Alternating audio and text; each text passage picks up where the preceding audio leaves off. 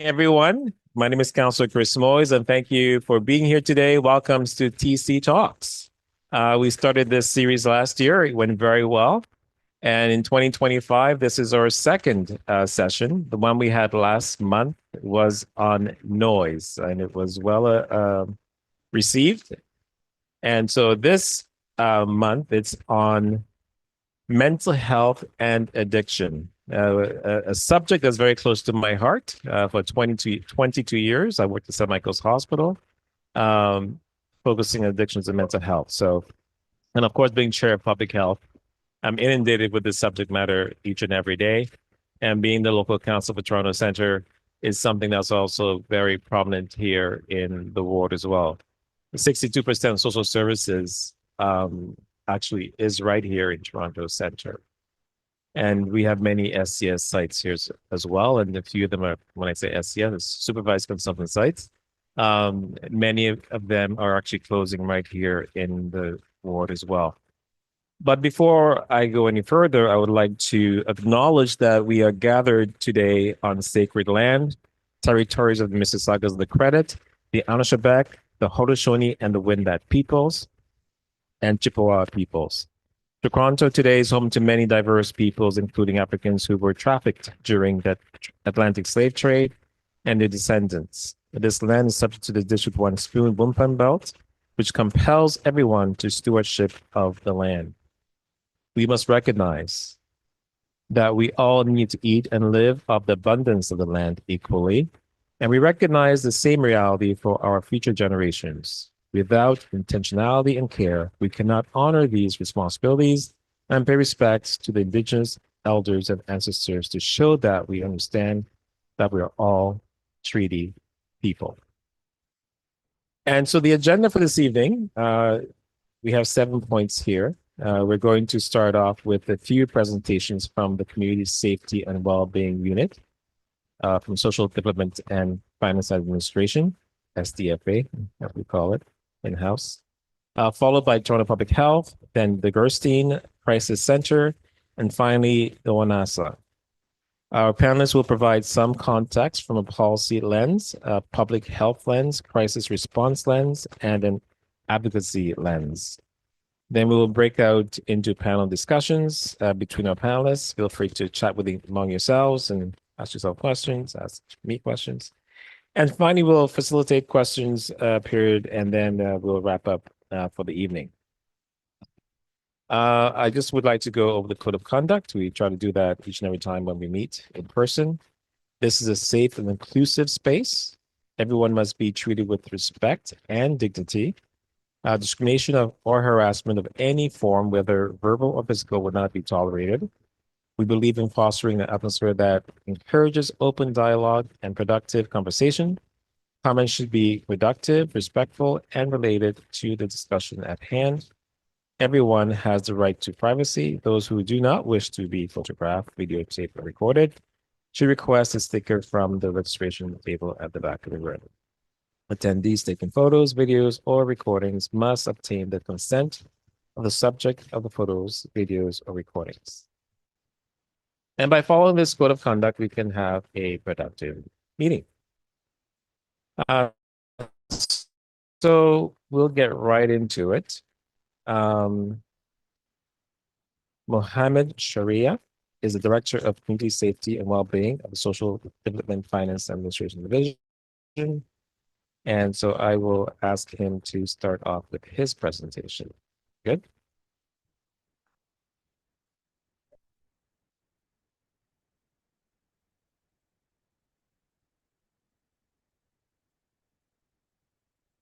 Hello, everyone. Thank you so much, Councillor Moyes, for having me here and for organizing this talk. So I'm going to talk to you today a little bit about the city's community safety wellbeing plan, what the plan entails and the efforts around community safety. I'll also talk to you specifically about some of the mental health supports the city has in place. And then I'll talk a little bit about our Downtown East Action Plan and some of the initiatives that are under our Downtown East Action Plan. So the next slide is around what is SafeTO. The provincial government has mandated municipalities to have a comprehensive community safety wellbeing plan. That plan must be adopted by each municipality in Ontario. The City of Toronto's 10-year community safety wellbeing plan is called SafeTO. This was adopted in 2021. The goal behind SafeTO is to shift the conversation of community safety from being focused primarily on enforcement to having a broader conversation around what are the various roles multi-sectoral partners can play to help create well-being and to address community safety issues. So it's a roadmap that engages all our community partners like community services, businesses, healthcare, education, justice systems, and how we can collaborate to bring about community safety. It was adopted by the city as well as the Toronto Police Services Board, the Toronto Community Housing Corporation, and the Toronto Public Library. I'll talk a little bit about what does the plan entail. The next slide. There are 26 actions that cover SafeTO in 7 key strategic areas, and I'll quickly run through them. One is around reducing vulnerability. This is addressing harm and victimization through responses and proactive solutions. And I'll talk a little bit about one of those responses being the Toronto Community Crisis Service. And we have one of our key community partners who leads that in Susan Davis at the Gerstein Crisis Center. Another key bucket of work is around reducing violence. Unfortunately, we've seen significant issues around gun violence in our city.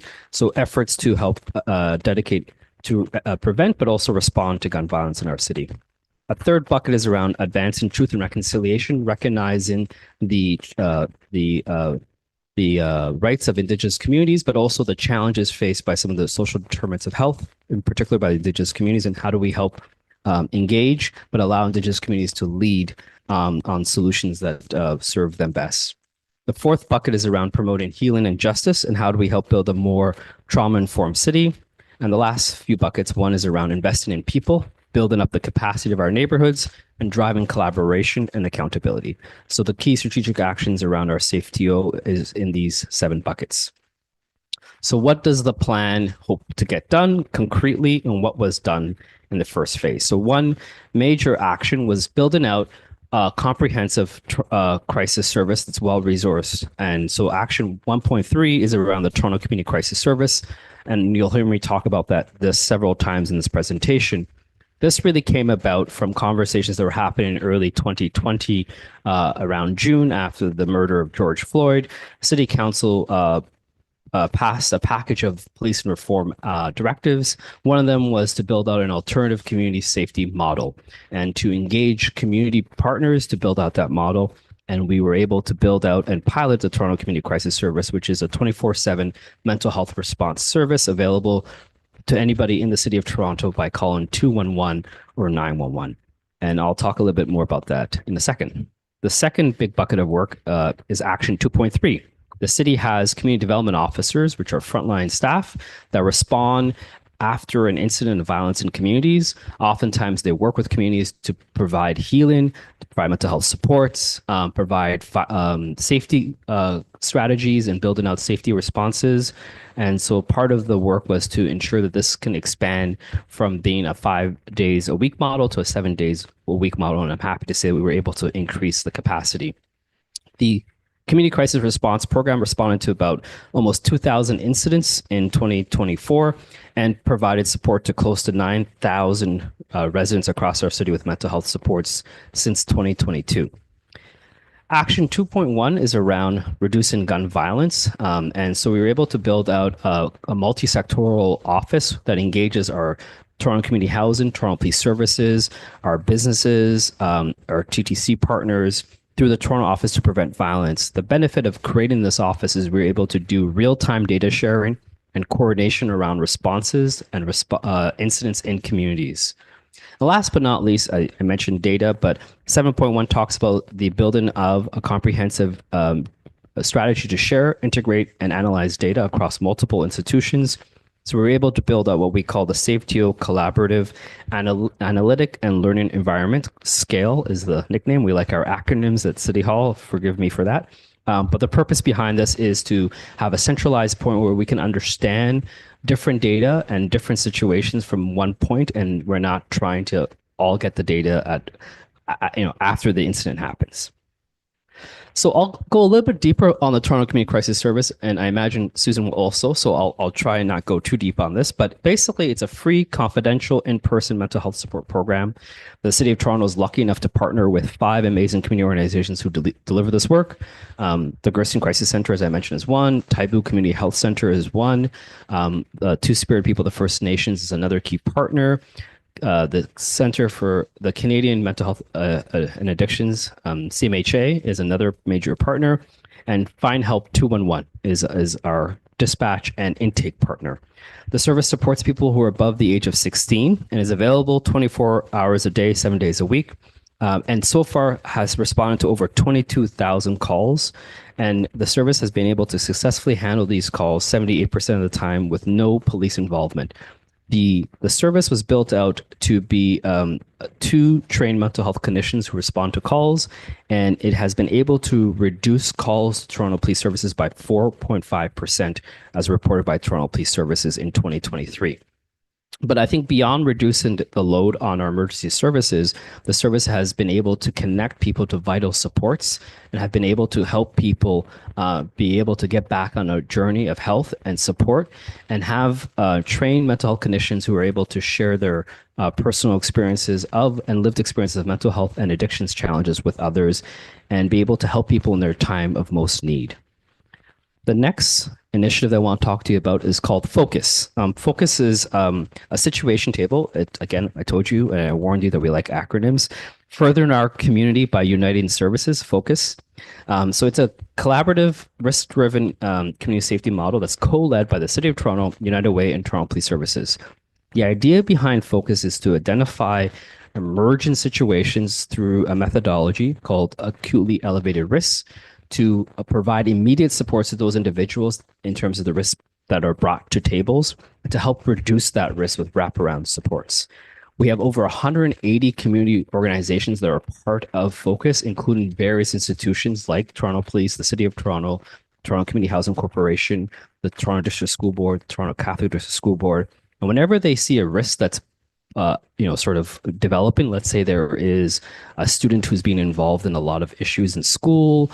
Let's say there is somebody who has a hoarding situation. They're able to bring those types of situations to Focus, and then when they're able, or Spider, which is another table, and then figure out who are the right partners to respond immediately to help lower the risks.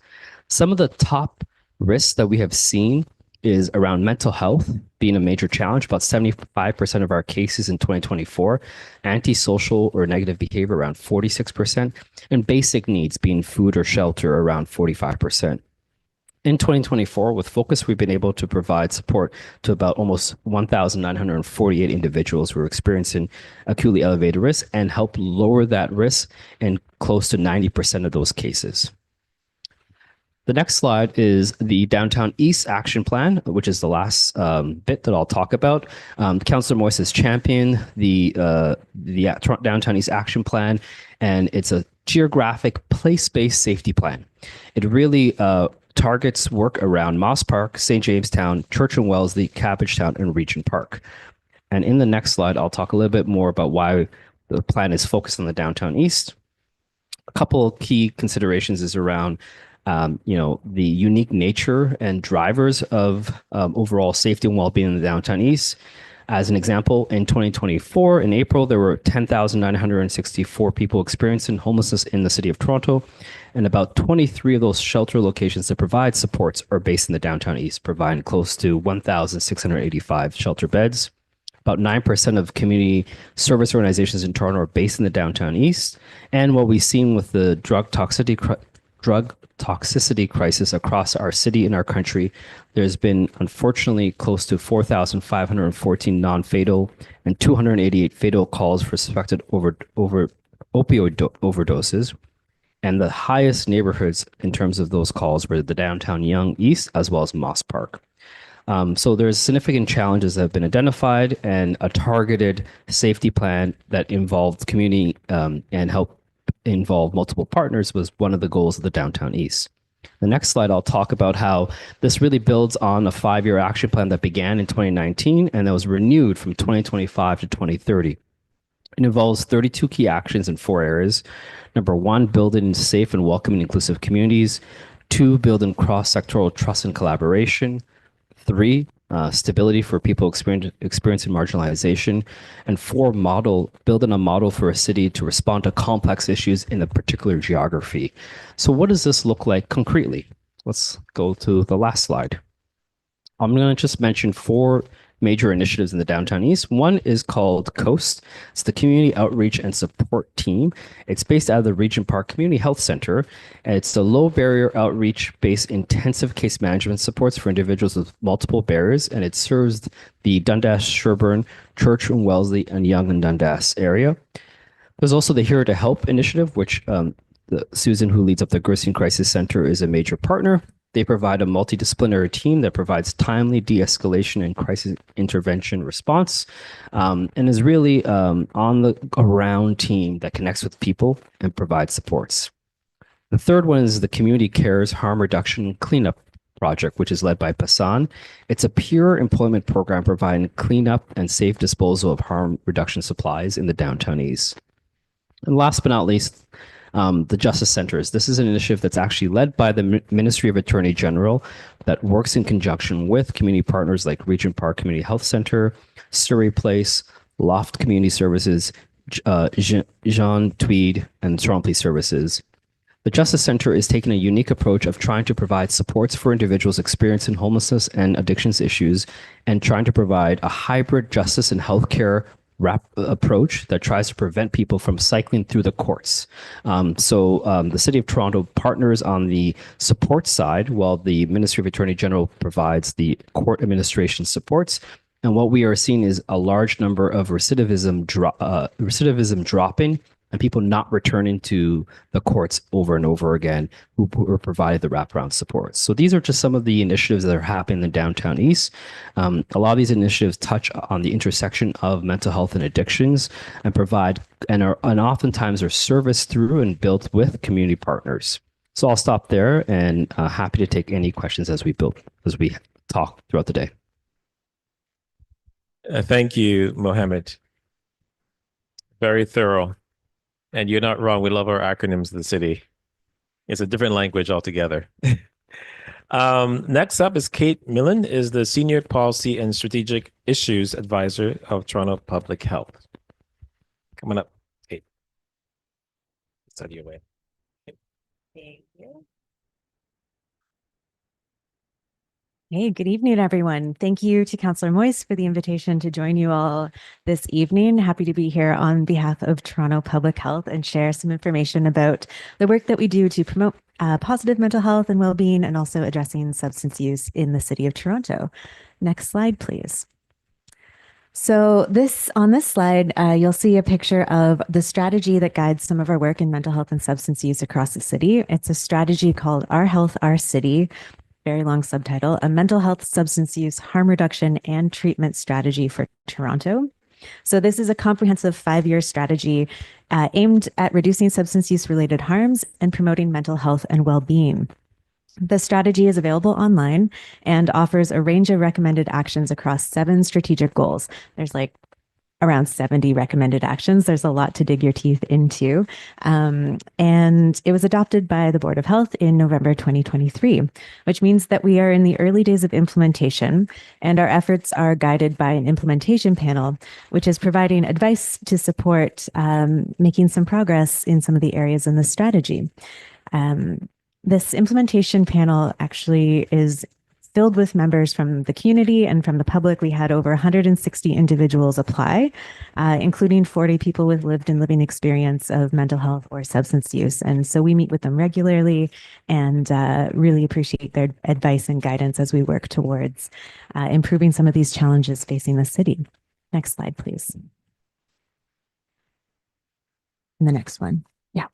Thank you. Okay, so public health and mental health. I just wanted to spend a little bit of time explaining what public health is and how we work in this space. So public health works to protect and improve health by using science, evidence, and best practices. We focus on the health of groups, so not just individuals. We take a population level approach to some of these challenges in front of us. It helps promote the factors that improve health and prevent causes of illness and injuries. So we oftentimes think about accessing healthcare services by going to your family doctor or going to a community clinic. Public health tries to be a little bit more upstream and prevent some of these things from happening in the first place. So public health does a lot to ensure the food that you eat is safe, the water quality is, healthy and drinkable. And we often say that if public health is doing our job well, you won't notice us at all. We're kind of in the background doing that prevention work. So when it comes to public health and mental health, what we do is focused on mental health promotion, and we do a lot of data and information sharing as well as we monitor what's going on at the population level. Next slide, please. We are also guided by a strategic plan. So this is a strategic plan that takes us into the year 2028 and includes a vision where we have a city where all people can be healthy and thrive. That's really what our work is focused on. This was recently adopted by the Board of Health and includes 5 priority areas, also available online. But I did want to flag that priority 3 includes promoting the conditions to support positive mental health and reduce the harms of substance use. So this is one of the key priority areas for the City of Toronto and also Toronto Public Health. Next slide, please. So I mentioned that one of our key roles is in data collection and kind of keeping our eye on how the communities are doing. And a lot of this information is available online. So we have a mental health and substance use population health status indicator dashboard. We call it FISI. That's another fun acronym. And it's updated regularly and provides some information on the mental health status and behaviors of substance use among adults in Toronto. We have a separate source of information for children and youth, and that can be found in the Children and Youth Health Dashboard. So some of the data highlights included in this information that is publicly available is that, we're not doing so great when it comes to mental health across the city. The percent of adults in Toronto who rated their mental health as very good or excellent decreased from 73.4% in 2015 down to 65% in 2020. And we know that, COVID-19 also included some mental health challenges for our community. And so we weren't starting from a very strong place to begin with. In 2019 and 2020, self-rated mental health among adults in Toronto actually varies by some different factors, and that includes education, gender, ethno-racial identity, and also income group. And we're seeing a really low percentage of adults 18 years of age and older in Toronto that have reported having seen or talked to a health professional about their emotional or mental health in the past 12 months. Next slide, please. So the key kind of takeaway message I wanted to share with you all today in the room and also online is that it's okay to not feel okay. There's lots of mental health resources that are available to help you. This information is on the city's website. It includes a range of resources, a lot of different numbers that you can call. And, the city is working hard to make sure that we clarify which number is the kind of right door for you to access those services. So while I have you here today, just a quick reminder, it's 911 if you're in an emergency. If you or someone you know is thinking about suicide, there's another line for that. You can call or text 988. 211 will help you get connected to a range of other services that will best meet your needs. So just wanted to make sure you have that information. And if you have any questions, feel free to chat with me after as well. Toronto Public Health does takes some steps to offer programs and intervention programs for priority populations. I've got a couple examples of those up on the slide to give you a sense of how Toronto Public Health works in the community. So one is the Perinatal Adjustment Program, which is a service offered to parents who are experiencing symptoms of postpartum depression or anxiety. And this is a collaboration between Toronto Public Health and community hospitals and agencies that are striving to decrease the impact of perinatal mood disorder, PMD, on the parent-infant relationship. We also do a lot of work in schools. And so there's some information about our school health team, which includes public health nurses. And, we work really closely with the school administrators, educators, parents, and caregivers to make sure that we have public health services and programming available for students as well. Next slide, please. So this brings me to the second half of the presentation, which is a little bit about substance use. Next slide, please. So substance use, what are we talking about here? Substance use exists on a spectrum. So you can not use any substances at all. You can have some regular use, some dependence, and this can change over time. It's a really dynamic part of people's lives. Some substance use patterns can be medically classified as a disorder or present some significant problems, but many people do use substances in a way that are lower risk. So, and when we talk about substance use, we're including the harms of alcohol, tobacco, cannabis, and other drugs. Next slide, please. So again, I mentioned that one of our key roles here is about monitoring and sharing data related to substance use patterns across the city. So there's some information about what we're seeing on tobacco. It's still responsible for a significant amount of healthcare system usage. We're seeing, 11,000 hospitalizations, almost 16,000 emergency department visits attributed to tobacco smoking. And this is for people 35 and older between the years 2015 and 2019. Of course, alcohol is, one of the most widely consumed substances, and it is harmful to your health. So the current kind of takeaway on alcohol message I'd like to leave you with today is the less alcohol that you drink, the better. That's kind of a rule of thumb at TPH. There is new guidance on alcohol, and that's also available online that was released in 2023. Finally, and Mo mentioned this in your presentation, we are in the midst and continue to be in the midst of a drug toxicity epidemic. Unfortunately, between 2015 and 2023, we've seen approximately 3,400 people die of opioid-related toxicity across the city. These are people's friends, these are community members, and with the appropriate and comprehensive continuum of evidence-based services and supports, these overdose deaths can be prevented. So this is, some of the core work that we're doing at Toronto Public Health with our community partners as well. Next slide, please. So an example of some of the ways we work to reduce harms in our community is by offering some specific harm reduction services and programs. We have street and mobile van outreach programs that, distribute harm reduction supplies, which includes naloxone. And, we work to connect clients to the services offered throughout the city already and offered through our newly added service, the Homelessness and Addiction Recovery Treatment, or Heart Hub. We also partner with community agencies to distribute harm reduction supplies across the city. So I can't remember the last count, but it's almost 100, I think, different community agencies that we coordinate with to do that work. We have naloxone training available online in many different languages, so I encourage you to check that out as well. And we also have a very great partnership with our friends at Toronto Paramedic Service to work with them and monitor the daily calls for fatal and non-fatal overdoses. So we work with them to get that daily data.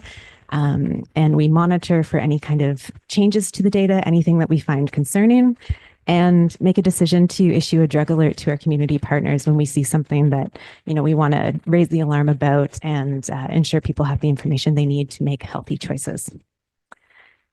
Finally, another great program that I have to mention today is the Downtown Community Outreach Response and Engagement, another acronym, the CORE team. This is a street outreach-based pilot program that operates in the Yonge Dundas area and is showing really incredible initial results. It's not a service that you can call. It's, like I mentioned before, one of those services that's more upstream, out in the community, and more proactively having conversations with folks who may benefit from some additional support. Next slide, please. Okay, so this is just some information for everyone here today in terms of what you can do if you encounter someone experiencing an overdose. We have a lot of resources available online. If you're curious, you can check them out. There's information about how you can get a naloxone kit. There's, a 5-step information about what you can do in the case of providing an overdose response, and some updated information about where you can find services, especially as some of our services change across the city, as Councillor Moise mentioned earlier tonight. I believe that is the end of the presentation. Happy to answer any questions later. Thank you. Thanks. Thank you, Katie. I'm very privileged and honored to chair of public health and 2,300 plus strong people working across the city every day. Thank you. Up next is Susan Davies, is the executive director of the Gerstein Crisis Center, also located in Toronto Center. I had the privilege of working with Gerstein when I was at the hospital for 22 years, so I know the service well. I'm happy that you're part of the team now. Thank you. Thank you. Thanks so much. And it's really always a really wonderful opportunity when people convene people together to talk about mental health. It's something that we know we need to do. It's something that we all experience, and every opportunity we have to talk about it is so important in making sure that people get the supports they need. I'm also really honored to be here with everybody on the panel. We work very closely with all of them and many of our partners to be able to serve the communities in ways that hopefully brings coordinated and better access to the supports people need. So I'll talk a little bit about Gerstein Crisis Center, and along the way, maybe add in a few other things. But we could maybe go to the next slide if you'd like. Gerstein Crisis Center really is working on what we would call no wrong door. And I know we've got a campaign in the city about making the right call, which is really important. And I think what's important about that is people not having to knock on a lot of doors before they get to the door that's going to lead them somewhere. But I think the most important thing is that whatever door somebody knocks on, that they actually get connected to the right resource for them. So it's not like they did something wrong. There's no wrong door. And that's really what we're trying to build and create as a city, and as really through the health system as well, that access is a whole lot easier than it has been, because I'm probably not telling you anything that you don't already know, but access to mental health care has been a real challenge for some time. We have capacity issues. You have people who are seeking the supports who can't access it. And, that has led to, many kinds of challenges in our community and for individuals across the city. And it's really important that what we do is build a stronger, more connected system that works across sectors and across ministries to really build what our communities need for better mental health, and also what our cities need for more empathetic, caring communities. And so such important, initiatives that we really are very happy at Gerstein Center to be part of. I'm going to go to the next slide. Because we've been providing community-based crisis response in the city of Toronto for 35 years. It's getting to be a long time. We were sort of a brand new thing way back when, because we are non-medical. We're not connected to a hospital. We are truly community-based. And we really, I think the first slide said, really try to center the voices of people with mental health in the work that we do, and allowing them to drive what it is their needs are, and also work very collaboratively with them to also figure out what are the solutions to what's going on for them. So we have, obviously we're rooted in community-based, non-coercive, trauma-informed, and harm reduction approaches that are grounded in the involvement and leadership of people with lived experience. And what I mean by that is that we have people with lived experience at all levels of Gerstein Center. Even 35 years ago, at least 30% of our board of directors has been people with lived experience. And throughout the team, we've always hired people with lived experience to work alongside and be part of and to drive the services at Gerstein Center.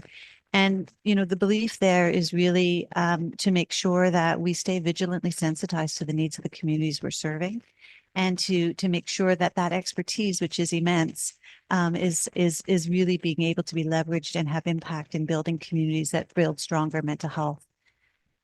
We also recognize the importance of listening to the individual in crisis and creating access to services to get people the help they want and need sooner, and where it is that they need. So while we have locations where we have short-term crisis beds, we're also mobile, and we go out to the community and meet the people where they are at.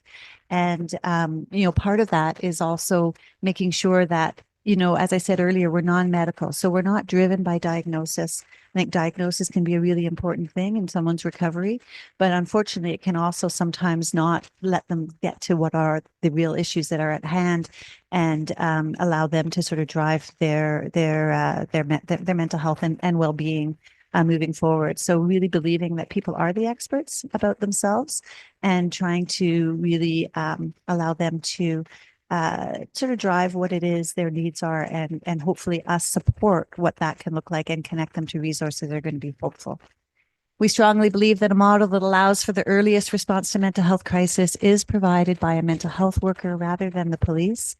And we believe that's going to reduce harm and stigma, and of course, unnecessary police involvement. We already know, unfortunately, that we have a large number of people who wind up in our criminal justice system, in our correctional facilities, and as well more police contact than they would really want to have. Largely rooted in the fact that they are living with mental health concerns or some of the crossovers of the social determinants that impact people's well-being and mental health. And so really trying to move away from a coercive response to a more, human rights-based and humanistic response is so key in terms of making it possible for people to feel safe to reach out, and also, reduce stigma and allow them to access services so that they can, get the support that they need. Oh, not quite yet. Maybe that's like the hook that's taking me off. I don't know. So we know that equity-based, anti-oppressive, and anti-racism approach is essential to creating systems that promote health and well-being. We know our Indigenous communities are overrepresented in our correctional facilities. We know that Black and Indigenous communities and other racialized communities have more contact with police.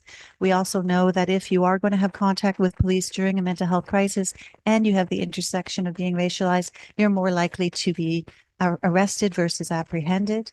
And these are things that we really need to change. And so there's no going forward without making sure we're going forward with everybody, including everybody. And one more. We value the collaboration to strengthen service pathways. You're going to see, we talked about a lot of initiatives tonight. Gerstein Center is connected to so many of them. We really do believe in partnership. We don't think we have all the answers. There's a lot of communities that we work with where there is complexity, and there are people who deal with that are far better equipped to do that. So we partner, and then what happens there is we get the expertise that comes together, and we also get the ability to flow people to the right services that they need. So these are all sort of the principles and beginnings of Gerstein Center. Now we're ready. Sorry. So, there's guiding principles. These guiding principles are Gerstein's guiding principles. We also had the ability to have influence with the Toronto Community Crisis Service, and you'll see a lot of them overlap. But really, services are provided in the least restrictive way possible. That means that, try to be low barrier, try to make it not a lot of criteria. People can present as their own. Helping the individual to regain control is so essential. When people are in crisis, what's happening is that whatever they usually do to cope is not working. And it doesn't mean it's gone. It doesn't mean they don't have a ton of strengths. It doesn't mean they don't have the solutions. They're just not connecting to it in that moment. And getting people making decisions and able to, be part of their recovery is essential. Access to supports are timely and directly available to the person. You're going to see later a little bit more about that people can define their own crisis. I'm not there to tell them what's wrong with them. They're there to tell us what's wrong and what they need. And that, crisis services are provided by competent, well-trained staff that really are seeking a comprehensive understanding from the individual, not thinking that they already know what's going on, but really trying to hear what the person has to say. And that they're congruent with culture, race, gender, and age, sexual orientation, health literacy, and communication of the individual in crisis. That sometimes it's really important that people are able to access what is most close to them, what's at home to them. And that's really important. There's also times where people want to break out of that, and that's okay too, but they need choice and they need access. And it's so important that that is available and that cultural competency is part of whatever you do. Adequate time is spent with the individual crisis. So many people we talk to, it's like, get through the system. Everything's busy. We got to move on. There's got to be time spent because it takes a little bit of time. And I know Wanasa knows that too, to spend time with people. So the lived experience part I already talked about. I would tell you about 67% of our staff would self-identify of lived experience with mental health. And when I say that, they're not there as peer workers. They're there as crisis workers. They've got 3 to 5 years of work experience prior to coming on. And they may have all sorts of other things on top of lived experience, or maybe not. Maybe they've really come up through the system, but that's expertise and we value that. And they're on the team full on as a crisis worker valuing that expertise is so important. And part of the importance of that is people seeing that recovery is possible, and that there's people that get what it is they're going through. And then plans are strength-based. As I said earlier, people do know what their solutions are, and communities in partnership with strong knowledge are utilized to provide well-coordinated care, which we've already touched on. Okay, we can go to the next slide.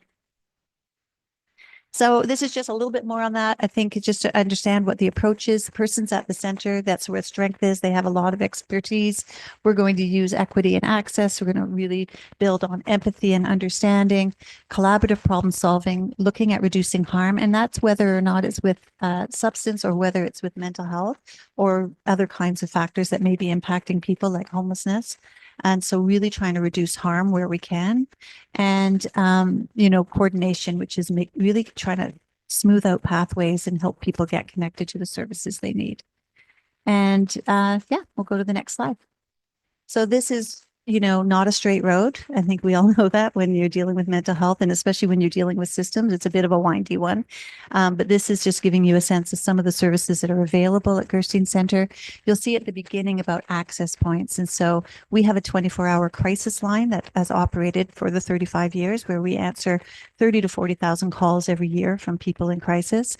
We also now are connected through TCCS, through 211, and really as 911 diversion, which is, also a key component of moving people away from that police response, is actually having a strong diversion plan so that can happen.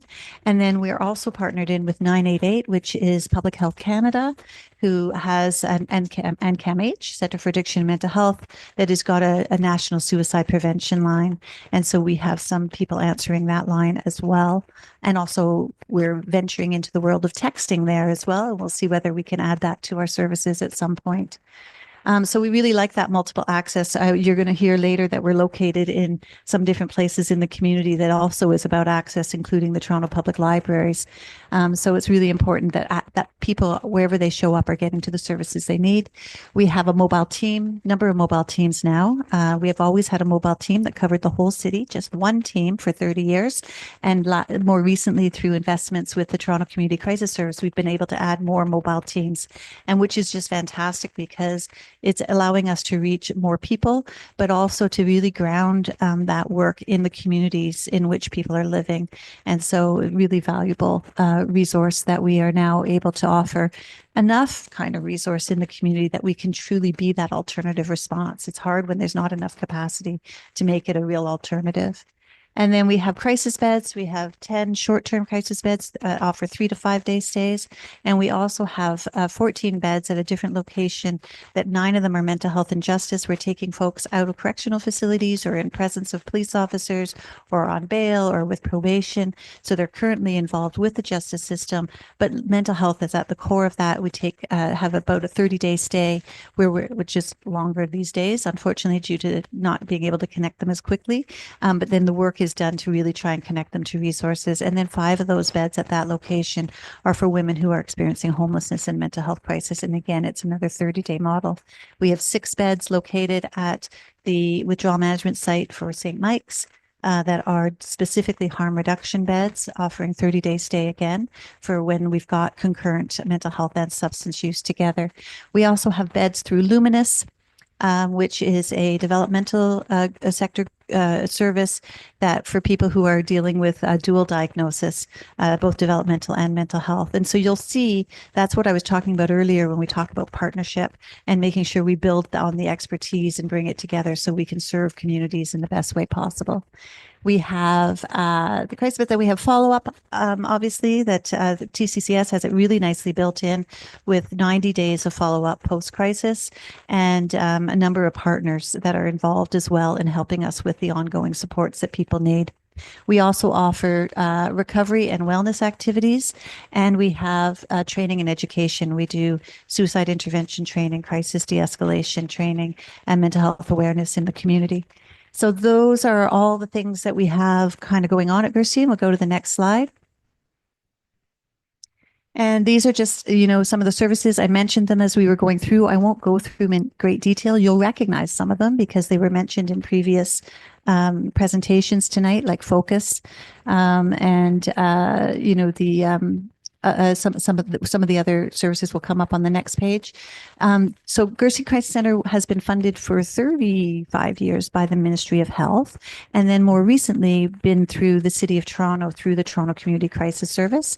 So these are more of our Ministry of Health funded services, and that includes a substance use crisis team, the Gerson en Bloor mental health and justice program, the women's crisis beds, and our 24-hour crisis line mobile team and crisis beds at Charles Street. We'll go to the next page. These are more where we've kind of combined with the city. And I think one of the real values here, and I think what's so important, is that we are connecting mental health crisis services to municipal services, which people are more familiar with sometimes and able to access mental health services in ways that they weren't able to before. And we have Here to Help, which is also funded through the city. Mo spoke about it a little bit. I want to just add to that present part of his presentation to say that this is really designed specifically for shopkeepers and community members in the Church, Wellesley, and in the Moss Park area who were finding it really difficult with a number of things that were happening on the streets, and we didn't really want to have to call police anymore. And also the community who didn't want the police being called. And so we've done some incredible work, really reducing the amount of calls to police, and as well, you know, building what we would call more caring communities where people felt like they had other resources that were more responsive, and as well an alternative where they didn't have to call the police, so they could actually care about what was happening and not feeling so combative. So it's been very successful in that way. Got some awards and everything, and just really very, very positive. I'd love to see us do this in other neighborhoods would have different kinds of, you know, focused areas, but I think it's been really valuable and lots of learning. Talked about 988 already. And then the Toronto Public Library is very exciting. We're expanding there this year, but we've had crisis workers located in some key downtown libraries to be able to respond to some of the needs that are coming in, that are either really, they're really kind of the front lines of things in a lot of ways because they're open. They have, you know, a washroom. They are a public space where you don't have to go in and be surrounded by, you know, a lot of other activities that are going on. It feels, you know, very much like it's there for everybody. And it's really wonderful that the crisis teams have been able to connect with people there. We also are providing programming through our Fresh project, which I'll talk about a little bit. Next slide on that one, which is more on the recovery and wellness side. Fresh is called Finding Recovery Through Exercise, Skills, and Hope, and offers a ton of activities every week where it's delivered by people with lived experience who have used physical activity in their own recovery and share that with others to be part of. It's been extremely popular at the libraries and is, you know, going to be part of the expansion moving forward. And then we also have wellness and recovery programming that includes the WRAP program, which is Wellness Recovery Action Planning, 8 weeks of, you know, exploring, you know, what are the things that make me feel better? What are the things that make me feel worse? And really developing a crisis plan for how to manage when things get a little more out of hand. And then the training and education, which I already mentioned. And then we'll go to the next slide. It's just a list of the number of partners, and I would say it's not even everybody, but you can see that we're really working hard to stay connected and to build relationships so that the people that we're working with can connect to the right resources at the right time when they need it. So thank you so much for bringing us together and having this, and we'll go to the next one. Thank you so much. Thank you, Susan. I know of the library initiative, and I received a lot of positive feedback from that. So I'm really happy that you're doing that. And next up is Free What Shifra is the program manager of Wanasa, along with Kishka Mohamed is a youth ambassador of Wanasa. So it's your turn. Come on up. Thank you. If I mispronounce your name, please correct me.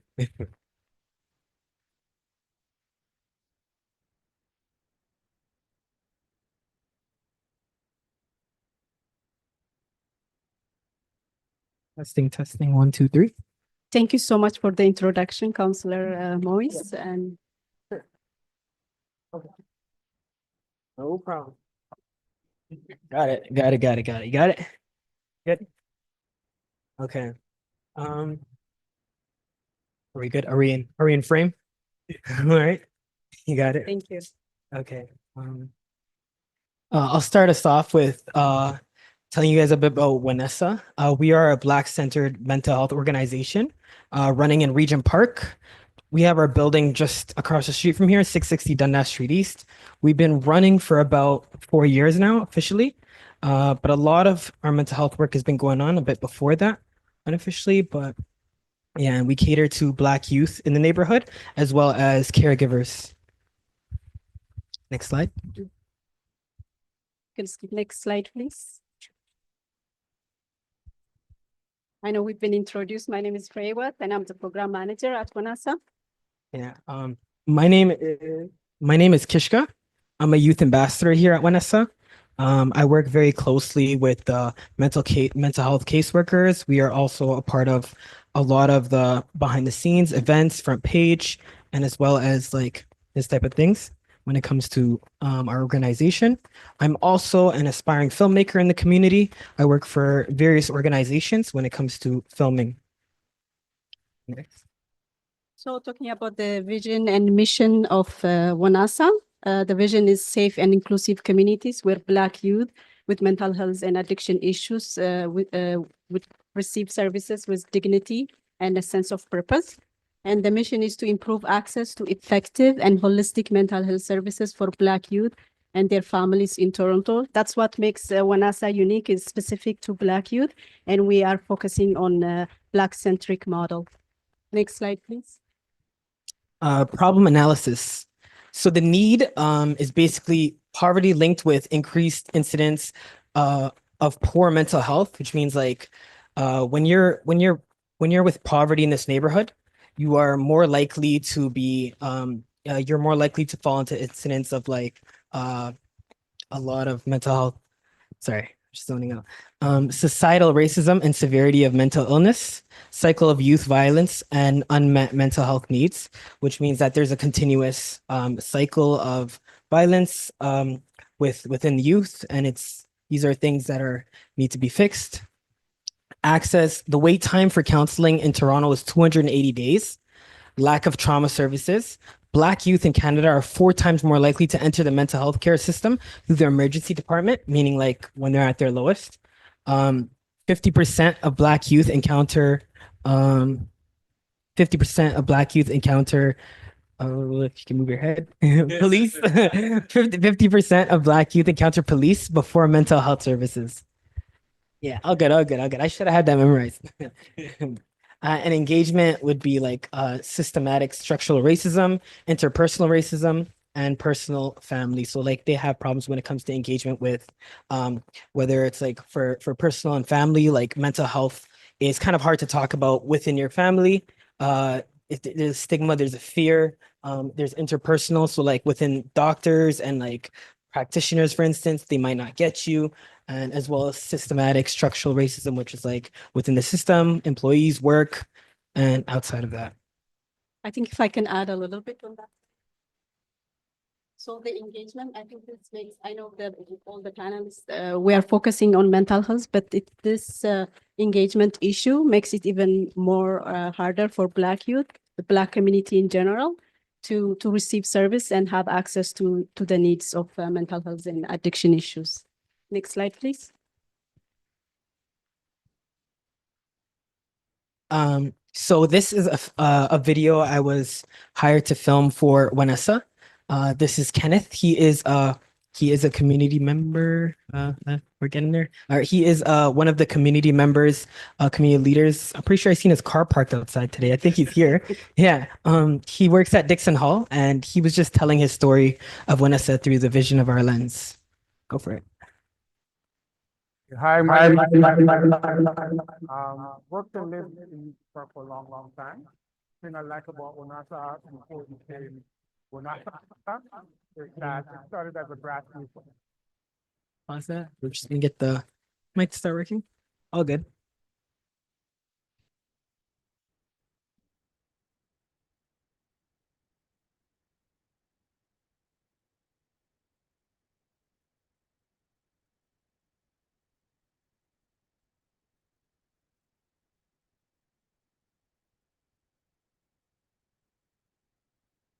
for a long time. One thing I like about Wanasa before we became Wanasa.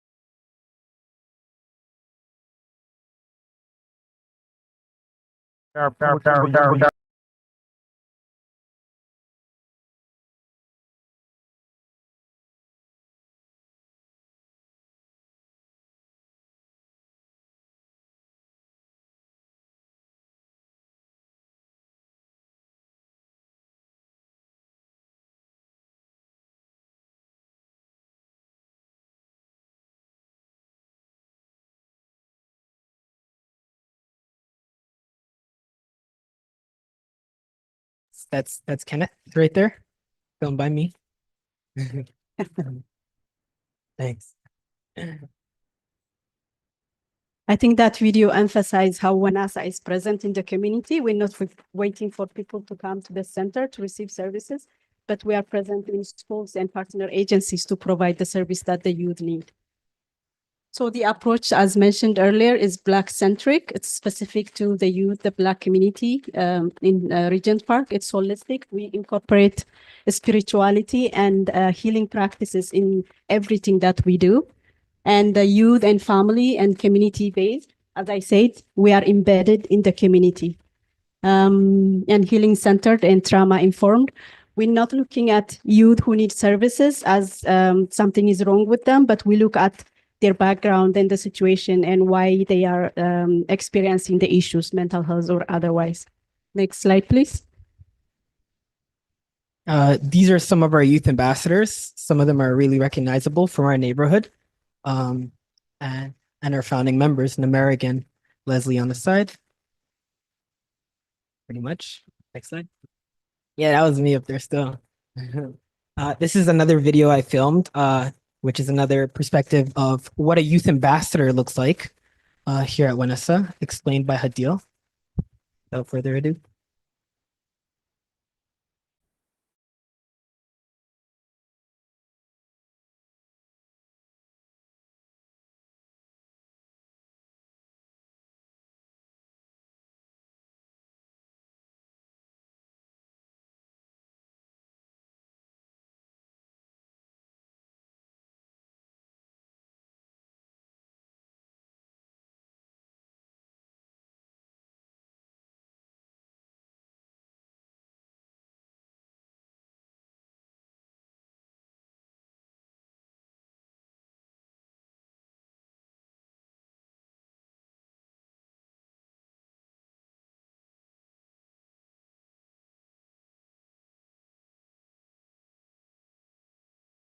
Like that the youth in the community are involved in everything we do because they relate to what other youth are experiencing, which highlights the need for more youth to be involved in the programs and services that we provide.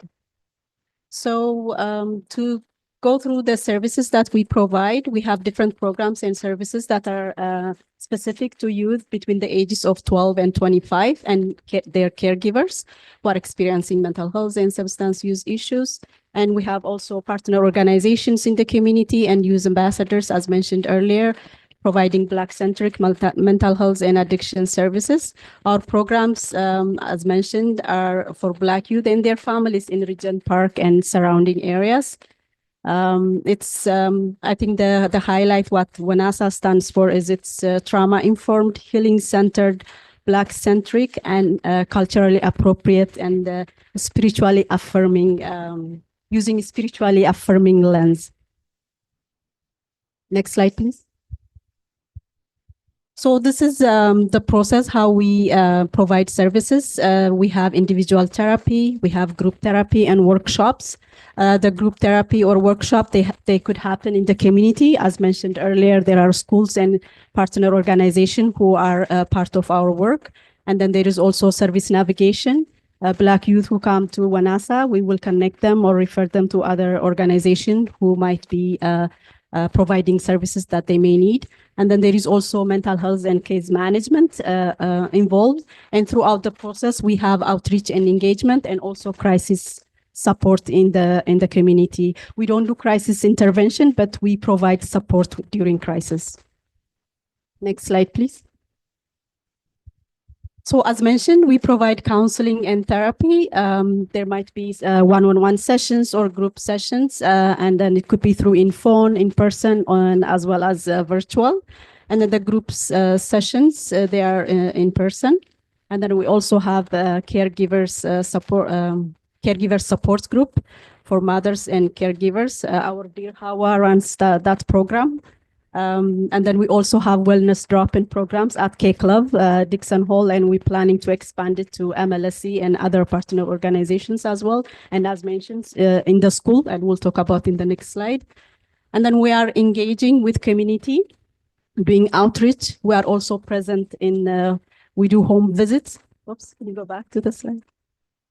We provide home visits. We do information sessions, psychoeducation workshops, and community events, just to highlight how Wanasa is present in the community.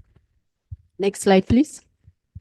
So as mentioned, maybe to this, I'll have you talk about the schools. Yeah. So our programs and services in 2025, even 2024 onward, we are currently present in schools. A couple local schools, planning to be more just now. Nelson Mandela Park Public School, which is right next door. We have a wellness group for girls, grades 7 to 8 on Tuesdays. And Jarvis Collegiate, which is actually the homeschool high school of Regent Park. If anybody lives in Regent Park, we have a wellness drop-in on Mondays. And we do also plan on expanding to all the other local schools. Like there's also like Lord Dufferin and Central Tech, which we're missing on, but we're going to cover that sooner than later. Thank you. Yeah, we're planning to expand the school programs.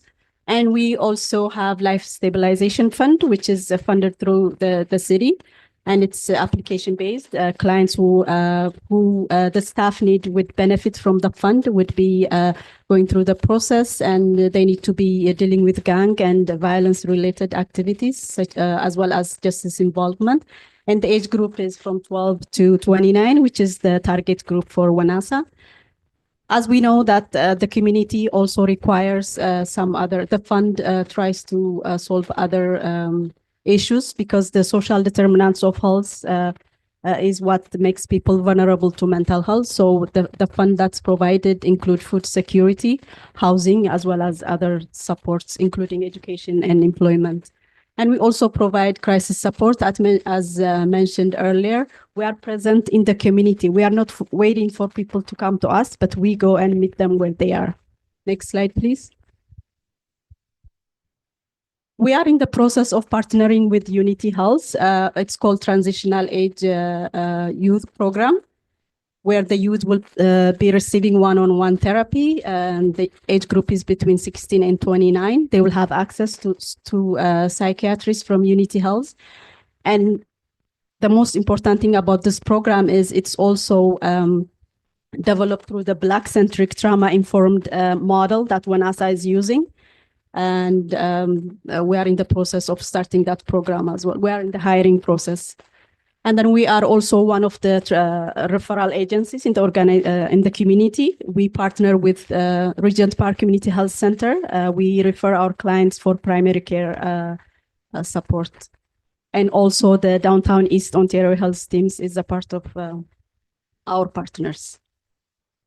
Next slide, please. This is pretty much the care pathway, like how we kind of get our clients into our organization. So it would start with either community support workers or self-referral. This is pretty much how we get the clients. They would be referred to us either through agency providers, family and friends, or the other. From then on, we would bring them into an intake, which is the intake process through our mental health workers or caseworkers or program managers, whoever's available to take them at the time. And based on the intake, we would decide whether to throw them into individual therapy and or group therapy or support groups alongside with case management.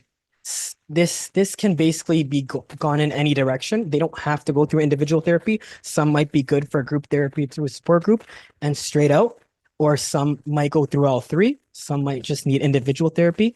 And based off of that is when we decide whether to discharge, or if we feel like that our capabilities haven't met you enough, then we would do an external referral with follow-up so that we don't leave you just hanging behind the scenes. Next slide. A little thank you to our partners, very important partners that are, some are not even mentioned, but they pretty much help us keep WNESA going. We have Black Health Alliance, Toronto Community Housing, MLSC Launchpad, Dixon Hall, BGC, which is K Club, TNG, Regent Park Community Health Center, and the City of Toronto. Thank you so much. And thank you so much, guys, for listening. And Thank you for your time. yeah. Thank you, Team Wanasa. Thank you so much.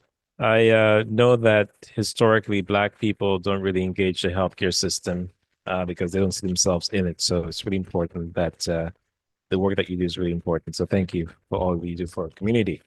I'm going to make myself a little comfortable and I will ask maybe the first question, possibly the second question, and then I'll throw it out to the audience if you have any questions. Okay, that sounds reasonable. All righty. I will start it off slow and easy. We're all good? All right. What are the biggest misconceptions about people experiencing addictions or mental illness in downtown Toronto? Biggest misconceptions for the, could you repeat that? Sorry. I didn't get What are the biggest misconceptions about people experiencing addictions or mental health?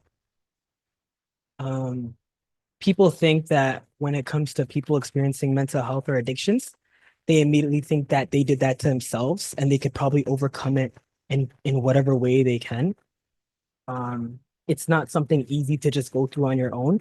And sometimes when you're at your lowest, it's never too late to basically, like, I'd say, be cared for. It's people think that mental health is not something that's easy to, it's something that should be dismissed, but I feel like when it comes to WNESA, we are like that door that opens up to people to have access when it comes to expressing about your mental health concerns.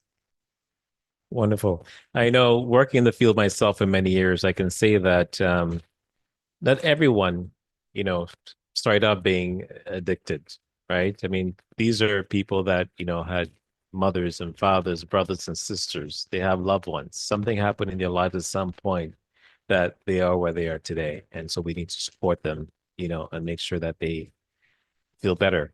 Any other thoughts on that?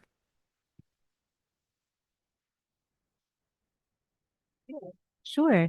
I do have something to add to this great question, and it's about how we talk about overdose. And I just wanted to give some new language maybe for the folks joining us today, because we often talk about the drug toxicity crisis.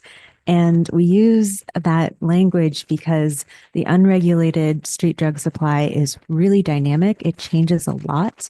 And I think when we use the word overdose, it means that maybe people know what's in their dose, and oftentimes they don't, because it's an unregulated substance. So I think, for people trying substances for the first time, it could be just as risky as someone who, is using a little bit more regularly. So I just wanted to talk about the language and explain that when we say the drug toxicity crisis, what we mean is that the street supply is so dynamic, it's unregulated, it's very dangerous. There's a lot of other substances mixed in. And that's one of the really key components that's contributing to the drug toxicity epidemic that we're facing in Toronto and honestly all across Canada. So. And this is why it's so important to check the drugs Exactly. on a regular basis, because what some may be using downtown Toronto may not be the same what they're using Scarborough Etobicoke. Right? Exactly. Yes. And naloxone doesn't always work depending on what's in the drugs. So Yep. That's right. I know way more, I know way too much about this subject matter than I'd like to know. You want to comment? I was just going to just speak to the othering that goes on, how we talk about it, especially in, because we're in downtown East right now and thinking about what that looks like and, what the impact is of people who are living with untreated and uncared for mental health and substance needs. And we other that as though that doesn't exist in our homes in all of our lives. And I think it's really important to remember that mental health is something that we all as humans live with, that goes up and down, like you were describing earlier, and that it's not something to be what's the right word for it, feared or treated as a problem for the community, but one where we want to really come at it with empathy and caring. Absolutely. I remember when I was a school board trustee in the last year of the pandemic, I was at Roseville Heights School of the Arts, and one of our young students there overdosed behind the building.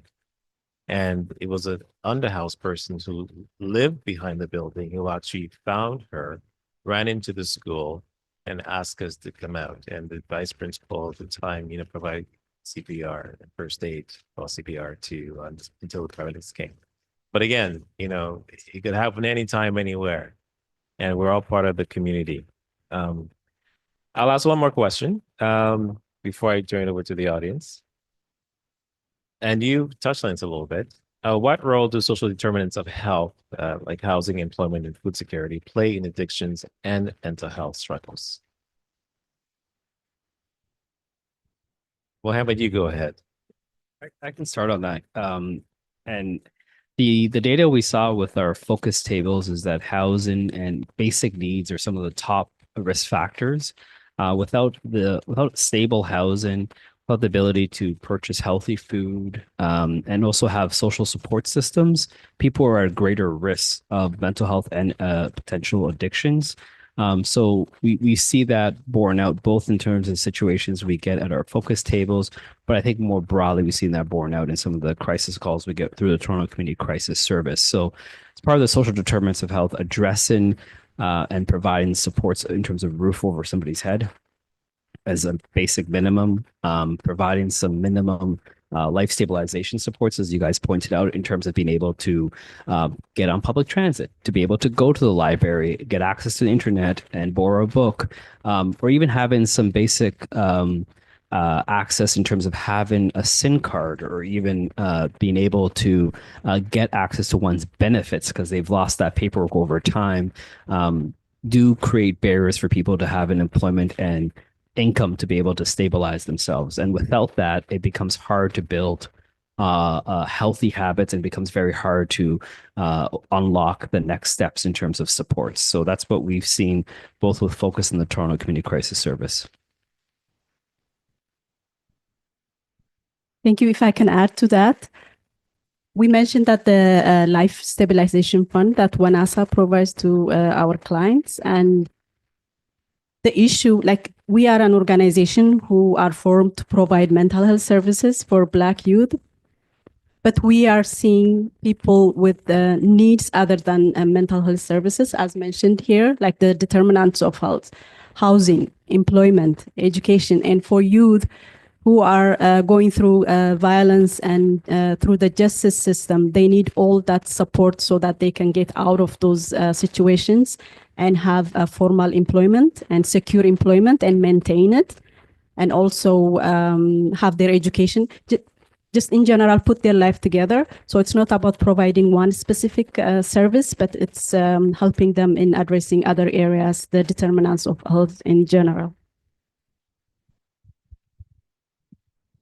And I've always said too, housing is the key, right? Once you have housing, everything else falls into place. I mean, even my staff will tell you, like, we have our state offices down the street, and we have people come in who live in the shelter system and then go to work the next day, just trying to get by, or others just trying to look for a job, with a university degree. One guy had a master's and, he lived in the shelter. And talking to him is like, talking to any one of you, right? And how did you get to this point in your life? And again, I tell these stories, I probably shouldn't, but he was helping, support his mom and dad and his sister, and his parents passed away, and he just fell through the cracks, right? So again, like it's heartbreaking to hear some of the stories that people walk into our office, asking for help. But it could happen to any one of us at any one point in time. I'm going to turn it over to the audience if you have any questions for our panelists. Go ahead. I probably, because there are people online, we do need you to. Here we go. Jess, looks like you had a slide on all the impact and the work that you are doing in terms of the numbers. Would you be able to speak to it quickly?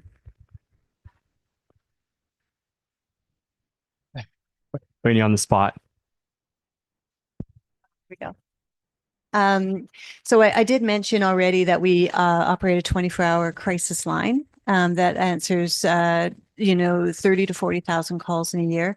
When for a small period of time during COVID, we actually weren't as mobile. People didn't want us in their homes, et cetera. We were worried about that. We put some more crisis workers on the line. In those years, we answered over 65,000 calls and probably could have answered more. So it's a big capacity issue.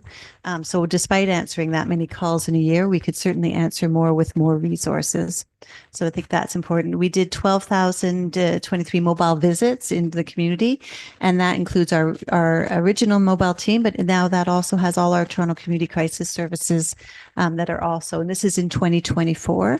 And so we, are starting to be able to really get out there to far more people.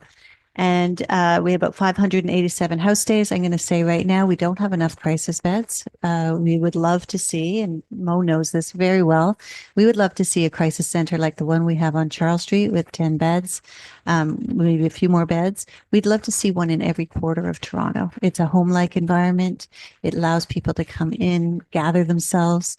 It allows an alternative to a hospital stay when that's not what's needed. Can bring a lot of safety to people. And I'd love to see that happen in a bigger way. And with more mobile services out there, we could really benefit with more beds. And, in terms of training the community, we do a ton of training out in the community around crisis intervention and suicide prevention. And then the recovery sessions, which is largely our Fresh project, but also with the libraries. It's really exciting that they've taken on the programming, because RAP is often a paid program. You don't get it for free, but it's being offered free through the library. And so we're able to spread that in the community in a much bigger way, which is exciting and allows us to really get a lot more people through it. And so we're really looking on that expansion this year, going into more libraries to do even more of that. So thank you. Thank you. And a second question is your Here to Help program. Yes. I saw the days were Tuesday, I think, to Saturday, 2 to 12. What was the rationale behind that to exclude Monday and a Sunday? Is it just pure volume of calls that you're receiving those days? Can you walk me through that? Yeah. I mean, it could be more hours of the day for sure, and more days. So some of it's a bit about funding and what resources we had available to us. And so we tried to pick where we'd have the least amount of, where we have the biggest number of people that we would be connecting with, and do that. And then, so that's really all it is looking at volumes and trying to put us where the volumes are the highest.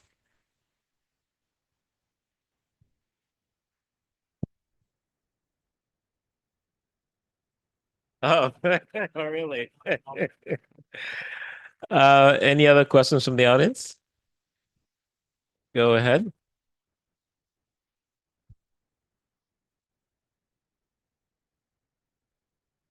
Yeah, I have one question. People died in the street overdose, and I know many people died in the downtown, over 50 people. My kid's friend, including my son. What kind of solution you have, guys, in the road?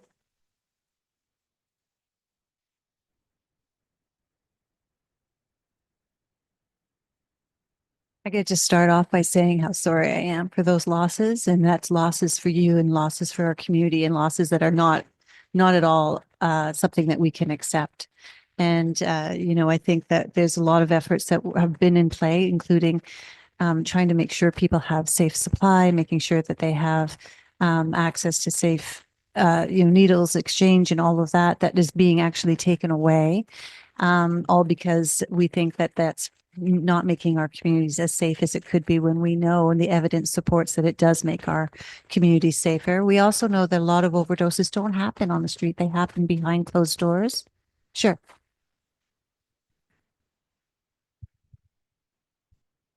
Whereas tonight into community, I don't see a lot of people lost kids over 4 years, 5 years.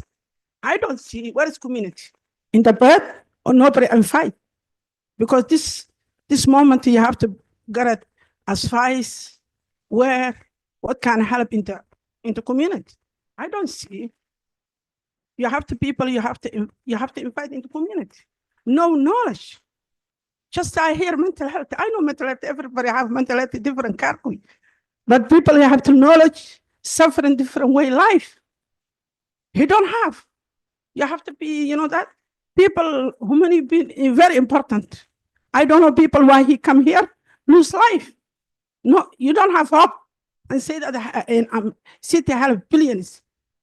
Billions is not help people better way life, take care, and the right people. It's not right people. That's what I see.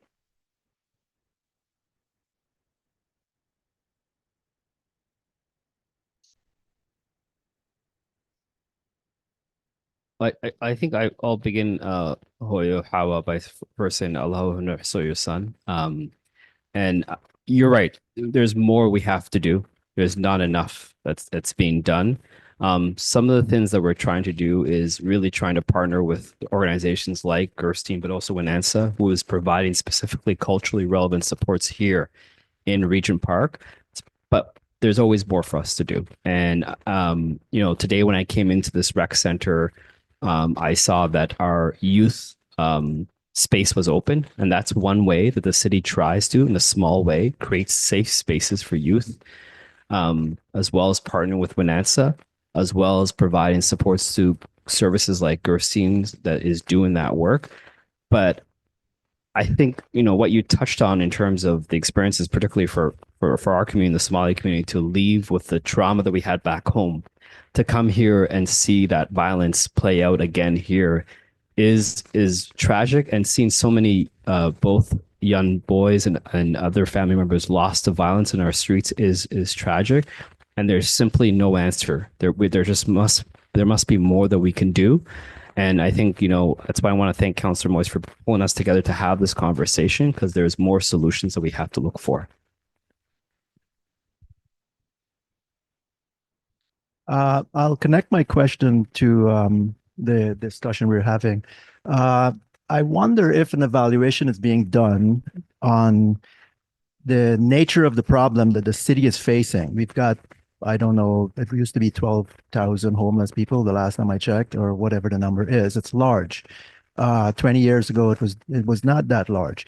I'm just wondering if, in connection with the concern of the community, if the resources it's great work. It looks amazing what you folks are doing, and I know you're doing great work, but is it sufficient to solve the problem at the rate that the problem exists and at the rate that it's growing? So that's one piece. But going to the challenge, the first question was asked about misconceptions. I'm wondering if education to the public, not when people have an issue, not when their family is in a crisis, but the general public, educating them about the issue would help to shift the momentum behind the politics that gets to the budgets that perhaps would be the issue, that why we don't see people, why we're not getting help. And I had another piece about the social determinants of health, because I feel that in many ways, governments across the world are working against the social determinants of health that at the same time they are supporting. So whatever happened in Toronto with housing, for example, it didn't go well from 2015 to create, it didn't go well for homelessness. So while we're saying we're supporting social determinants of health, there are policies that are working against it. So there's some interesting challenges that exist that without really addressing them, we're going to constantly be pulling people out the water and not stopping them from getting into the water. Thank you. Yeah, that's an excellent question. All the questions have been wonderful. I'm going to kick this one off, but in the spirit of the question, I can't answer it all by myself. So I am, yes. It's a great question. So what I would like to offer to this room and to my colleagues here on this panel is that we have to work collaboratively, and we do work collaboratively across our programs. And it's something where the municipal, provincial, and federal governments all have a role to play here as well. So I will repeat that theme of collaboration. And when there's, diffuse responsibility, it does make it harder to pinpoint exactly the person responsible or the thing that needs to change. But we all have a role to play within our different organizations. I mentioned Toronto Public Health. We're trying that upstream role, and then you have your healthcare providers that are doing direct service, your crisis intervention workers and emergency rooms that come in kind of further down the stream. But I really just want to emphasize that evidence-based healthcare interventions are so important, and there's a full continuum of what that could look like, and they all have a role to play. So keeping our eye on the evidence is so critical.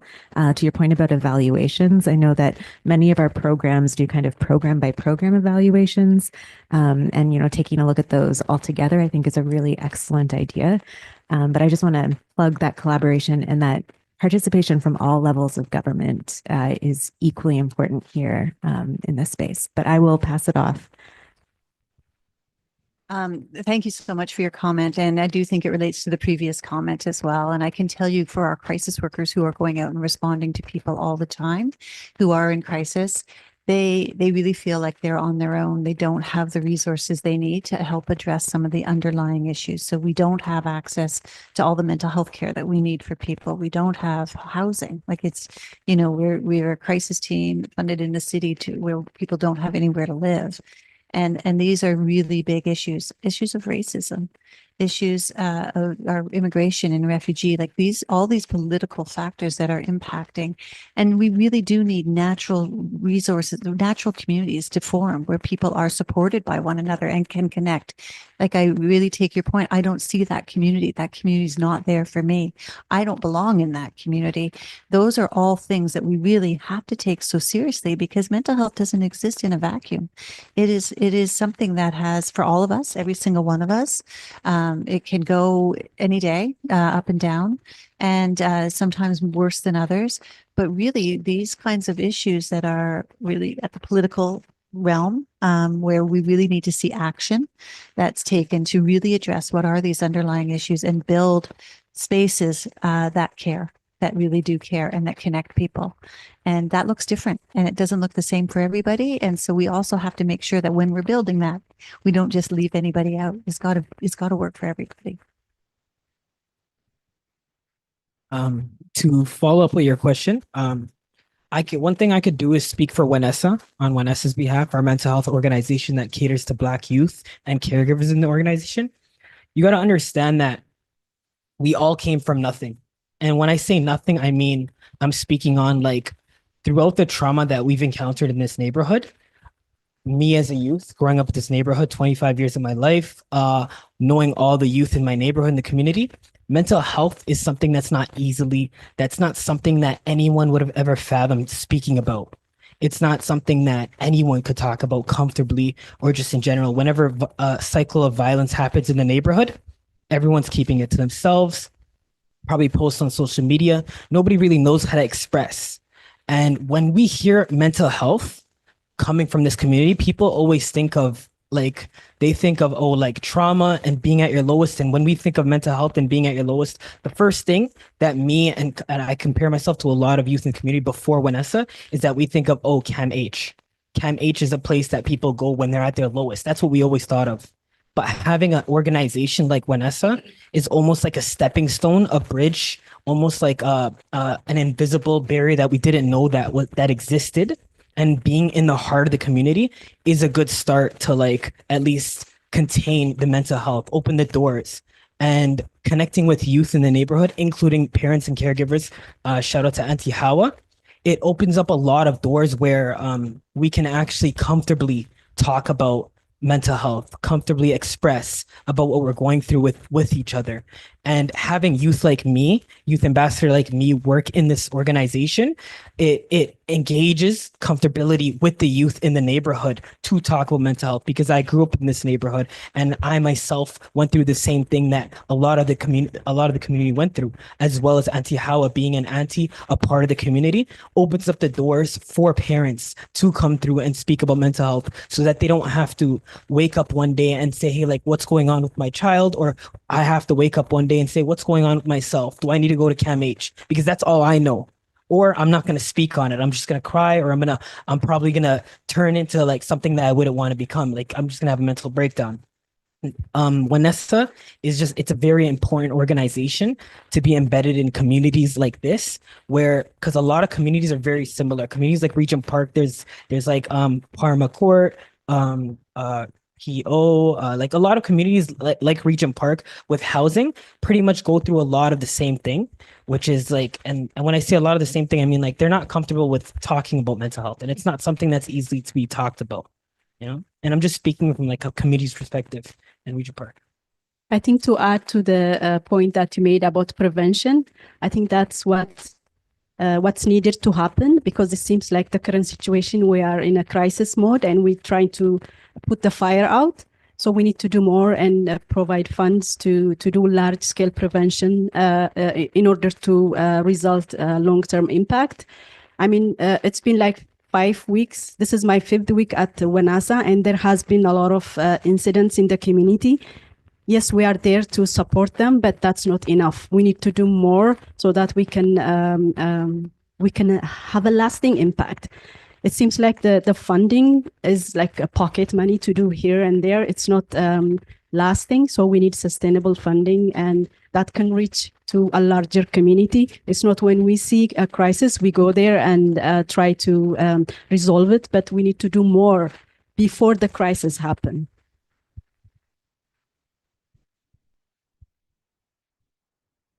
I know Katie mentioned it as well, touched on it, but also too, the school boards are important as well, right? Because kids spend so much time in the schools. And because I spent so much time there as a trustee, I have relationships with the administration. And even now as a counselor, I always touch base with the local schools and see what their needs are. And they're talking about mental health and even addictions as well. So that's really important to build that trust within the education system. Any other? Go ahead. Hi there. First of all, I want to say thank you to all of you. I come here today. My name's Melissa, and I come here today as a resident of Ward 13. I come here also as a frontline worker. I'm an addictions counselor with a treatment facility in the Toronto area and in downtown Toronto. So my interest, I guess, or my professional interest was to hear about what the city's doing specifically for substance use disorder treatment programs. And I'm happy to hear, first of all, Katie, thank you very much. Maybe my question that's upcoming might be directed at you. But thank you very much for explaining what the city's doing and just the initiatives over the next 2024 to 2028.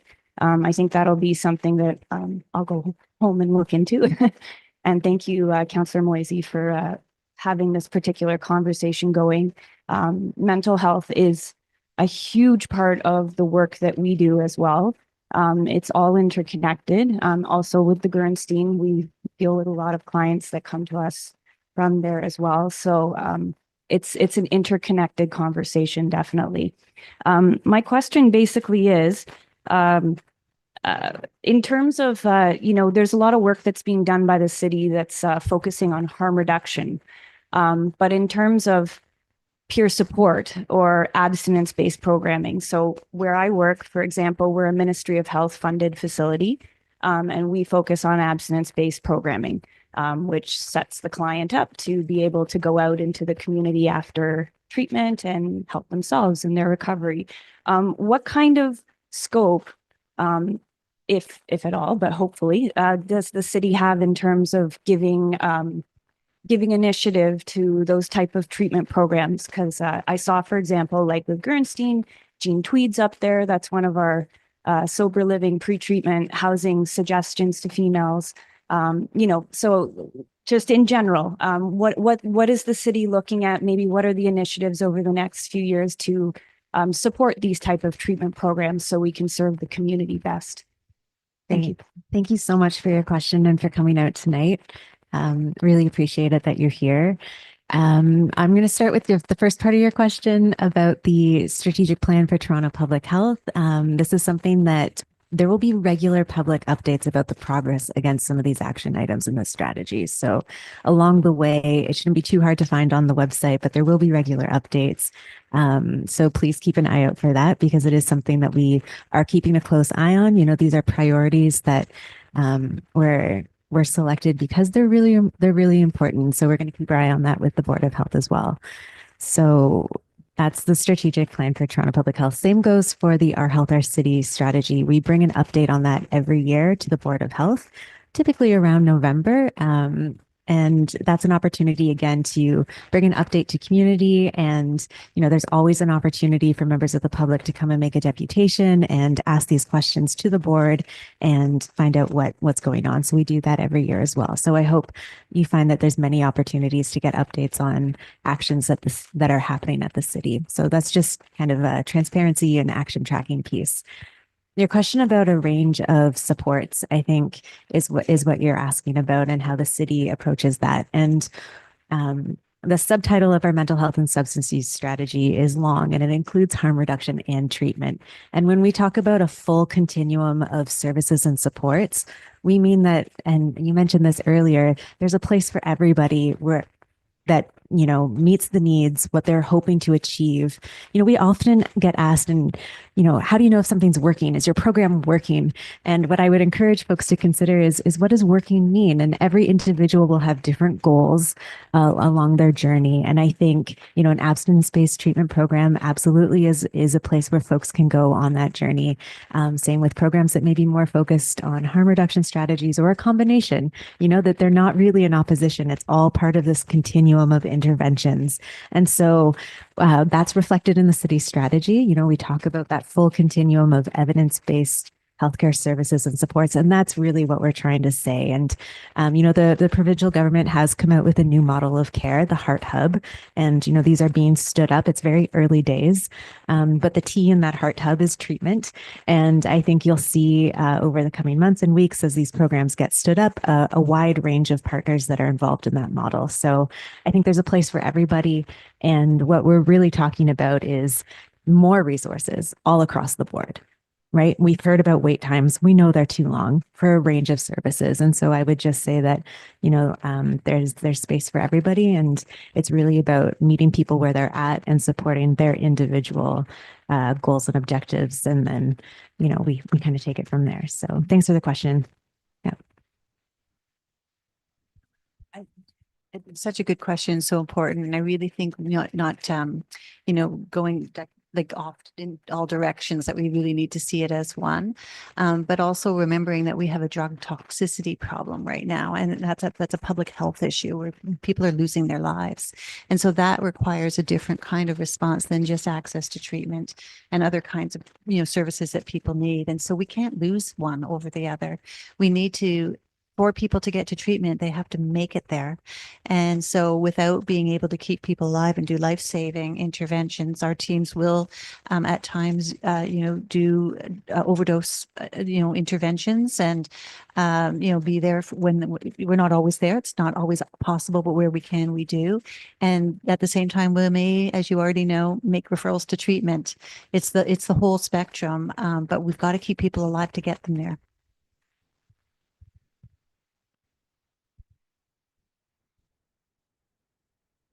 Hello, good evening. My name is Miguel. Hi, Chris. Hello, everybody. Thank you for putting this important conversation on mental health and addictions. Prior to the pandemic, we were in trouble, big trouble. So now, 5 years later, we're in super trouble. I live at 220 Oak Street here in Regent Park. It's a Toronto community housing building. We have COTA that provides, some support, but it only works from 9 to 5. So, the big dilemma is how we can close the gap of service between 5 and 9 a.m. the next day, because crisis happen most of the time overnight. I had to stay for the last 6 months, 3 times at the Gersten Center, because I never experienced this situation in my building where we were keeping away by noises, by someone who was not taking his medications. He fell through the cracks of the service delivery. And as a result, this is the result of the legacy, the negligence of previous administrations, management, mayors, provincial premiers, federal prime ministers. We prefer to fund our police, our law enforcement, to put more money into prison systems rather than to put the money where we really need it, which is, in the services. I don't have faith on this hard model. It's just a conglomerate of different agencies and divisions or services providers. How is it possible we're going to deal with addiction when it's something that comes from oneself to come forward and say, I'm going to stop, quit, and not doing anymore? No matter how much you talk to them, no matter how much you preach to people, it has to come from oneself to say, I had enough. I want to get my life back. I hear from all of you, we want to do more. We want to do more. But what happened is the city budget. When we tell our city officials, our mayor, we want more funding for our neighbors. We see them dying on the street. The answer is no, we don't have money for them, guys. We have money for cops. We have money for EMS. We have money for fire department. We have money for our unions, for our senior management union. That's where we had the money this last year budget. If you do an analysis, all the money went over there. We have a city that has $13 billion. And my question is, sorry, I don't want to stand into a preach. I appreciate that. How we can close the gap between 5 p.m. and 9 a.m.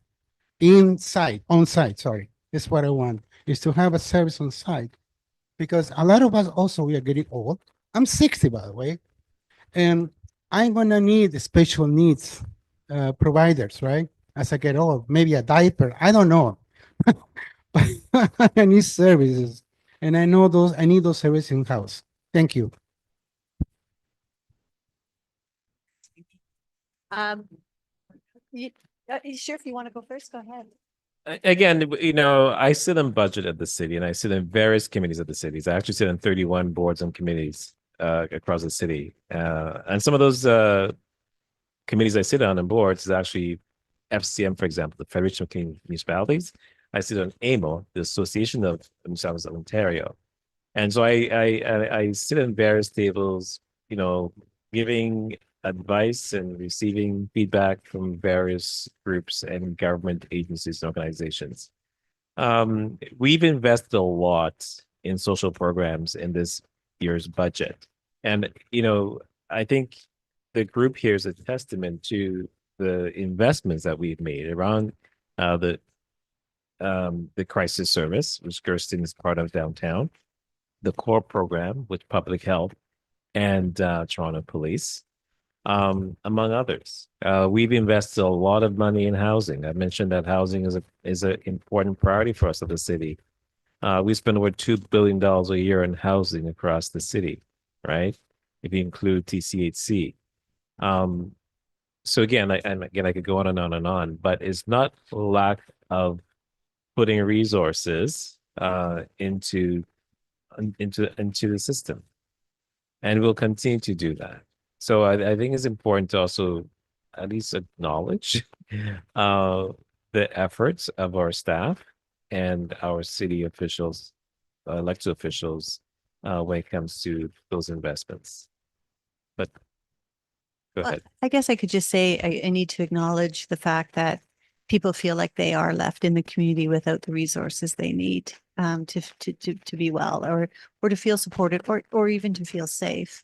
And I think just to acknowledge that is a lot of people's experience. That you're saying it's yours, and I know it's for a lot of other people as well. Christine is there 24/7. So, you know, we're one of the few, I don't know really other than emergency rooms or whatever. And some housing providers where there's 24-hour support, not all of them have it. And I think that's a big up for discussion kind of scenario where, you know, those kinds of what we need to do is listen to the people who are living in those environments and what it is that they need. And hopefully services can be responsive to that. I think that's really important. And we also know, though, that, you know, we really have had underinvestment. It's not necessarily the city, it's the province too, in mental health. Like that's just a reality. As much as we've got some nice investments that have made a difference and are important, we do have underinvestment. And you can, you know, speak with the Mental Health Commission of Canada that has done a report that really looked at how we're well under what we should be spending on mental health care, and in terms of comparing us even to, say, England and other countries that would be of equivalent, you know, we're less. We're not spending the percentage that we need on those kinds of services. But on top of that, all the social determinants and other factors in housing and everything is also really important. We know that our mental health depends on not just our access to healthcare, which is a big part of it, but also access to employment, access to community, access to all the things that are part of what keeps us well as a community. And you were describing, you know, somebody not well. And so where you were and where you had safety in that time wasn't safe at that moment because of what was happening, and you need somewhere else to be. And we've got to really take that into consideration in terms of what do we build? How do we build it so that people can be safe and have the supports that they need?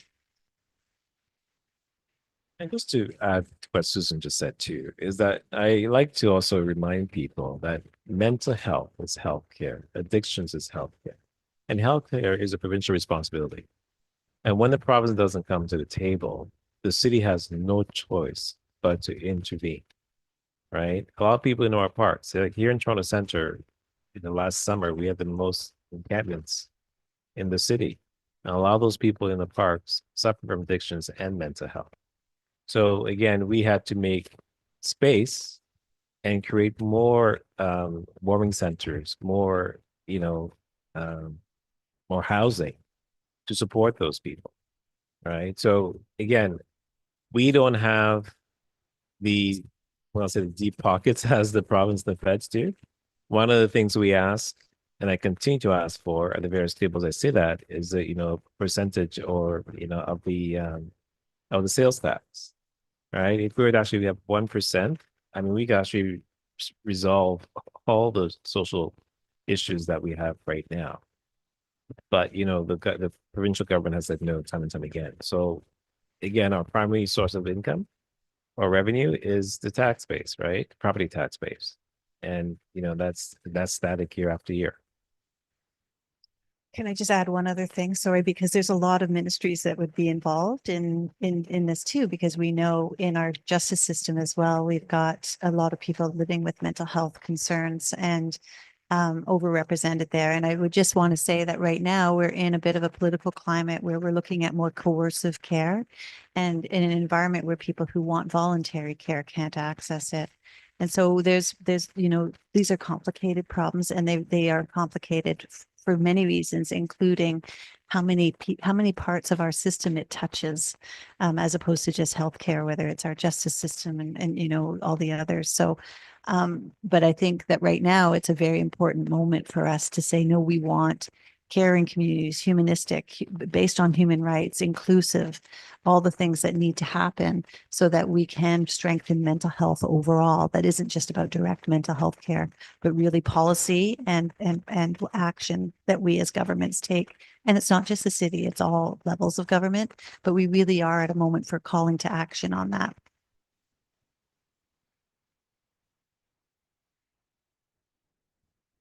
Hello, everyone. I'd like to take a moment to thank everybody here before I ask my question.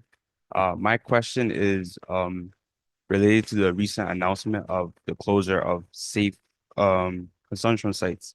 Is the city planning on doing something to replace or to add something new that they may think is more beneficial?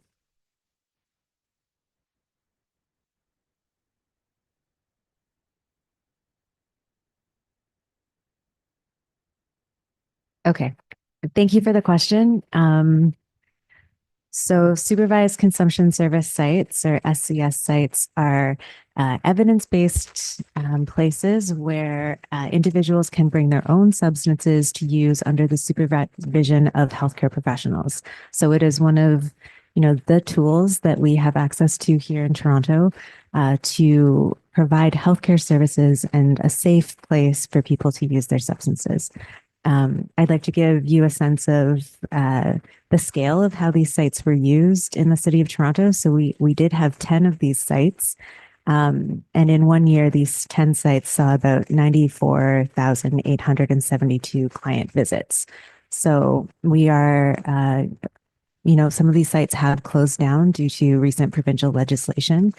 And, we are working with our partners to figure out where these individuals are going to go to receive the care and support that they need. Because in addition to the opportunity to use their substances under medical supervision, trained healthcare professionals, there were also points of access and connection to all the other services that we've been talking about tonight. So it's not really just the loss of that medical model that, prevents overdoses and is right there to reverse the effect of an overdose. It's the loss of that connection point to a whole range of other supports and services that are really important and, help make sure that people don't fall through the cracks. So it's a big change. It's a really big change for the city, and the city has done a number of things. Again, this was a provincial decision. So the city has done a number of things since we found out about that decision. So we are monitoring some data related to the impact of the closures because, where are these folks going to go? So we might see an increase in public consumption, and what are our plans around that? So we're having those kinds of conversations at the city under the leadership of Councillor Moyes and other city divisions and division heads. So we're taking a look at the data, we're monitoring the impact, and the remaining sites that are remaining open are preparing to see an increase in client visits there as well. So, we're working collaboratively to make sure people have the information of what services are available, which ones are open, how the hours have changed. But it is a really big change, and it is a service reduction for substance use services across the city. So it's a really good question. I can tell you that we're keeping a really close eye on the data, and that's one of the tools we have in our toolkit. It's able to tell the story of what the impact of these changes are, and that's one of the ways that we advocate for additional resources and additional support, and do our best to try to make positive change in that way. So we're redirecting people to services. We are keeping an eye on the data, and the Board of Health did participate in the recent challenge as an intervener to keep the sites open. So we're using the tools that we have available to us to maximize access to the services that we can offer. So I know it's not a great answer to the question, but thank you so much for raising it because it is a really significant change for our communities.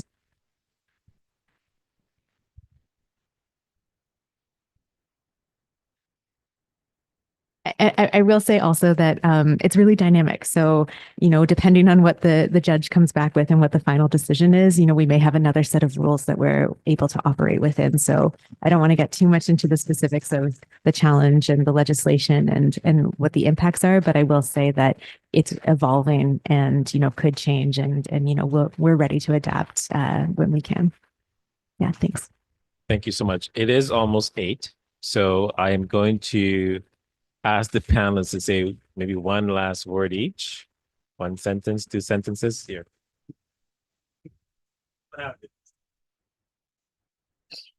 Honestly, meetings like this are very important. I really hope that it really woke us up and at least raised some sort of awareness, gave you guys some sort of information.